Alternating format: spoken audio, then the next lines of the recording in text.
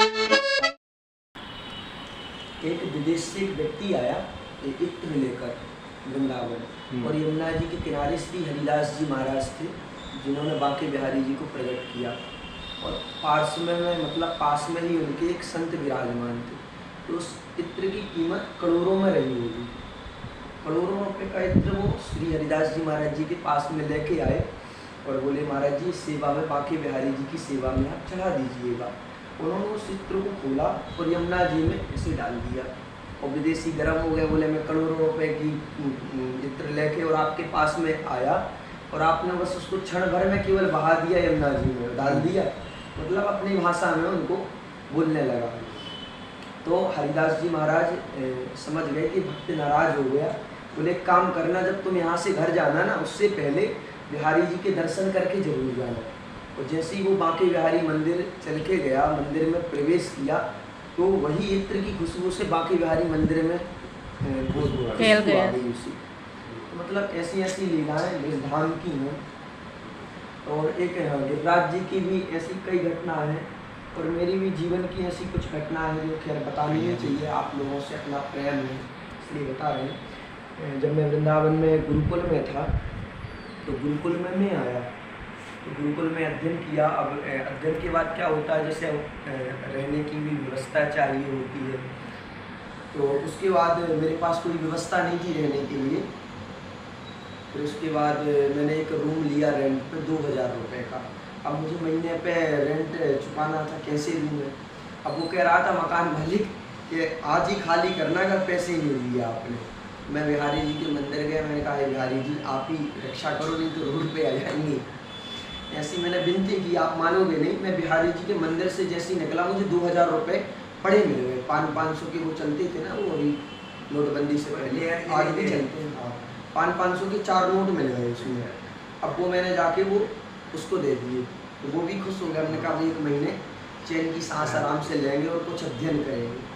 जीवन की कुछ ऐसी काल्पनिक घटनाएं हैं यहाँ पे वृंदावन में, आपसे बताएं। कोई रिक्शा वाला भी है, कोई ब्रजवासी भी है।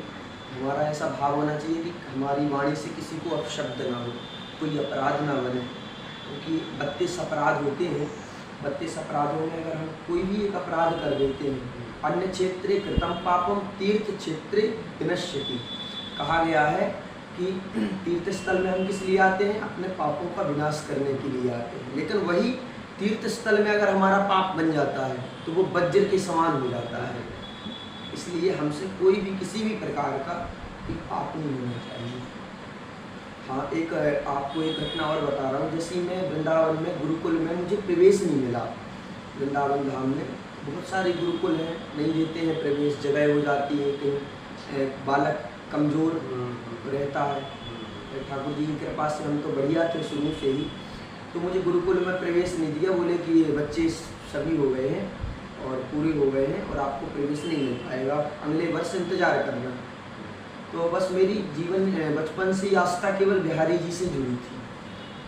तो मैं पिताजी को बोला, मैंने कहा चलो एक बार बिहारी जी के दर्शन करके आते हैं। और पास में ही हमारा यहाँ से गांव है, पास में ही ब्रजधाम में। तो हमने कहा चलो फिर घर चलेंगे। तो बिहारी जी के मंदिर गए। हमने कहा बिहारी जी अंतिम बार हमारा मिलना जुलना है, और इसके बाद पता नहीं मिलना जुलना होगा, आना जाना कभी होगा कि नहीं होगा, ऐसी मेरी इच्छा व्यक्त की मैंने कहा पता नहीं, और आपसे अब हम जा रहे हैं छोड़ के, क्योंकि प्रवेश मिला नहीं। और भी बहुत सारे ऐसे भाव थे जो मैंने व्यक्त किए बिहारी जी से। और आप मानोगे नहीं, बिहारी जी के मंदिर से बाहर ही निकला मैं, मुश्किल से मुश्किल 500-700 मीटर निकला होगा, और मेरे पास में गुरुकुल से पिताजी के पास में फ़ोन आया कि आप अपने बच्चे को लेके आ जाइए और यहाँ पे एक जगह खाली है। और पिताजी ने मुझे वहाँ पर भर्ती करा दी। मतलब मेरी जीवन की बचपन से आस्था बिहारी जी से जुड़ी थी। जी बहुत, और मुझे बहुत विश्वास है। मैं आँख बंद करके अगर किसी को बोल दूँ ऐसा कार, तो वो ऐसा मतलब वो कार हो भी जाता है। एक बहन है दिल्ली से, उनको 8 वर्ष से कोई संतान नहीं थी, कोई भी नहीं थी। मैं एक फल लेके आया बिहारी जी के चरणों से, और मैंने कहा आप इसका पान कर लेना, अगर बिहारी जी ने चाहा तो आप मुझे 1 वर्ष बाद इसका परिणाम दोगे। और 1 वर्ष के बाद में उनको एक बेटी हो गई, वो आज भी दिल्ली में है। और उन्होंने कहा भी कि हम भागवत जी आपसे सुनेंगे, उनकी ऐसी जिज्ञासा है वृंदावन धाम में। अच्छा। हाँ, तो ऐसे केवल उनको हम विचार ही कर सकते हैं जी। अब ब्रजधाम की तो ऐसे अनेक लीलाएँ आपसे बताएं। अब कई संत महापुरुषों को तो आपने दर्शन नहीं किए हैं, कोई लता वृक्ष के नीचे बैठकर और भगवान से बातें कर रहे हैं। हाँ जी, अभी निधिवन दर्शन नहीं किया आपने? अभी जाना है। निधिवन के पता नहीं अंदर कितनी गुफाओं में कौन कौन से संत बैठे हुए हैं। अभी भी है बैठे। अभी भी बैठे हैं, मतलब ऐसा नहीं हो सकता हम ना देख पाएँ हाँ, बाहरी रूप से। साधना करते हैं।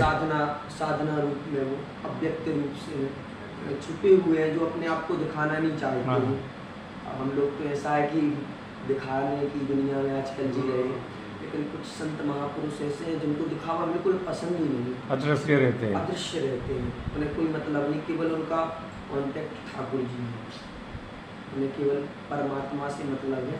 तो ये संसार को नश्वर समझते हैं, क्योंकि जानते हैं संसार से जब तक आपका कार्य चलेगा तभी तक आपको संसार महत्व देगा, तो जब आपका कार्य समाप्त हो जाएगा तो संसार आपको महत्व नहीं देगा, पूछेगा ही नहीं कोई चीज़। और आप लोग भी ब्रजधाम आए तो हम तो